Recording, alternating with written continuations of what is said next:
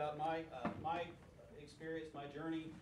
I got into filmmaking. I'm a United Methodist pastor, and you got to where you could edit video. I don't know if you know how to do this or know anything about this technology, but you got to where you could edit video on a personal computer a few years ago. You heard about that?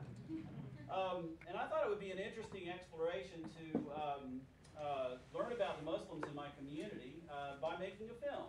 So I thought, surely, Muslims are not going to be interested in a pastor walking up to the mosque and saying, "Hey, I want to learn about you." But maybe they would if I had a camera on my shoulder.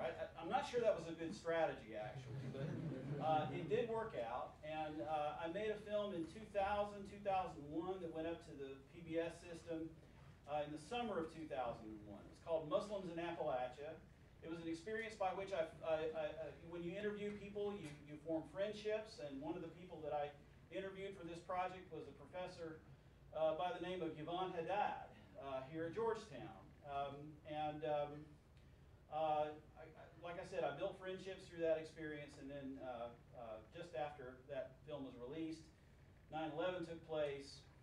Everybody was talking about Islam, and fortunately, my film was one of the only things on the shelves of the program directors that was sympathetic and positive about Islam, and it became, well, we didn't talk about things going viral at that point in time, but it did go viral.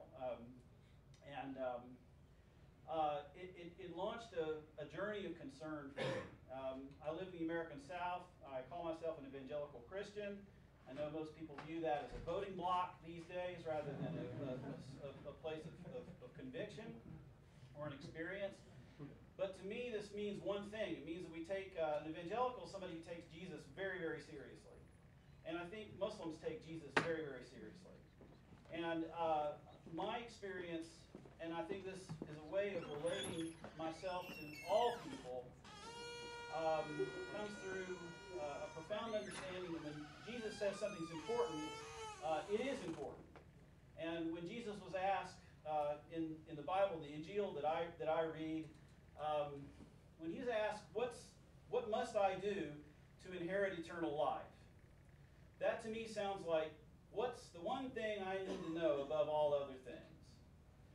And so when I hear that question, I want to hear Jesus' answer, and I want to hear it very clearly, and I want to take it to heart.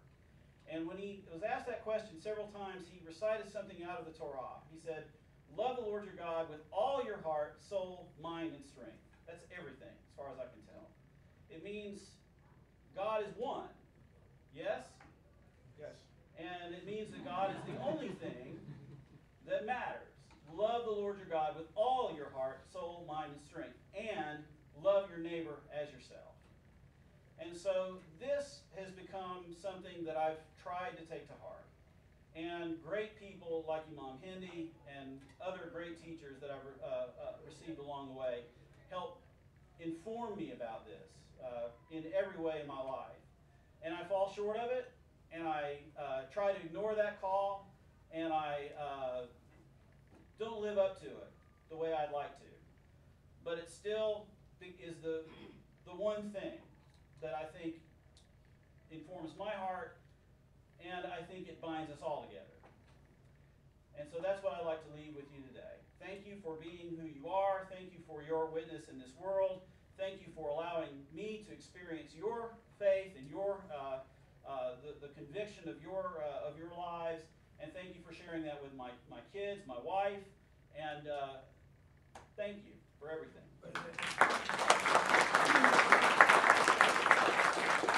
I know you have a special love of the word, inshallah. Inshallah. You want to tell us about that?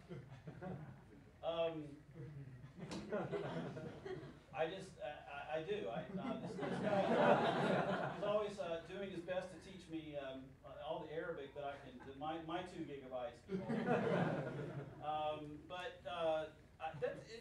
It's a word that made an impression on me when I first encountered Muslims, inshallah. God willing. In the American South, that's what we say. We don't say inshallah. We say God, Lord willing. That's what we say. But it to me is it's a powerful notion that that's not held on to by most of us.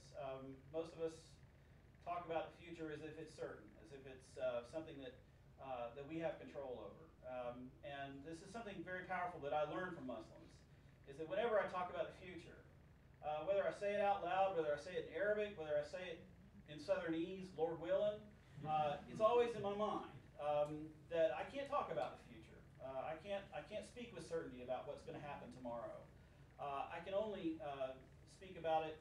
I think the word hopefully somehow summarizes this, but I hope that tomorrow I'll be able to do this, that, and the other. I hope that this will come to fulfillment, hopefully. But I can't talk about the future apart from knowing that God is in control of our future, and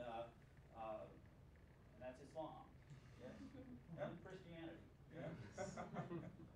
Thank you. Yeah, thank you. Welcome his family and to our guests. And eat a lot of pizza. Assalamu alaikum. Wait, I'm sorry, before you go, look to the back. All of you, look to the back. I want those who went on the trip to stand up and raise their hand. Those who went on the trip, stand up. Stand up. While is here is Bilal.